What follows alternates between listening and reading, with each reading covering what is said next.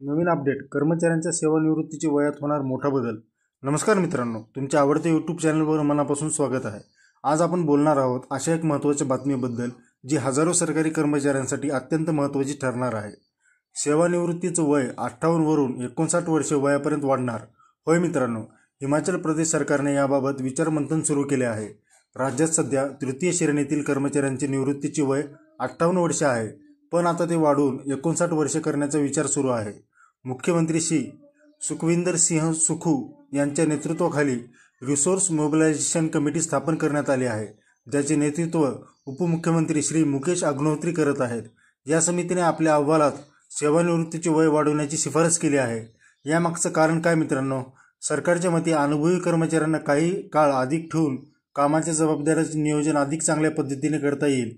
याशिवाय सेवानिवृत्तीचं वय वाढून नवीन भरतीवरही काही परिणाम होणार नाही, असं प्राथमिक अंदाजातून समोर आलं आहे। विशेष बाब, IAS अधिकारी, डॉक्टर, प्राध्यापक यांच्या निवृत्तीचे वय 60 वर्षे आहे, पण इतर कर्मचारी 58 वर्षाचे निवृत्त होतात। त्यामुळे आता सरकार समानता आणण्याच्या दिशेने पाऊल टाकत आहे। शेवटी मुख्यमंत्री शुक्रवारी स्वतः सरकारी निवासस्थानी राहून अनेक महत्त्वाच्या फाईल्स सेटल केल्या आणि नागरिकांशी थेट संवाद केला आहे। तर मित्रांनो, ही माहिती तुम्हाला कशी वाटली यावर तुमचं मत काय कमेंटमध्ये नक्की कळवा। चॅनलला सबस्क्राईब केलं नसेल तर लगेचच करा आणि बेल आयकॉन दाबायला विसरू नका। धन्यवाद मित्रांनो, जय महाराष्ट्र।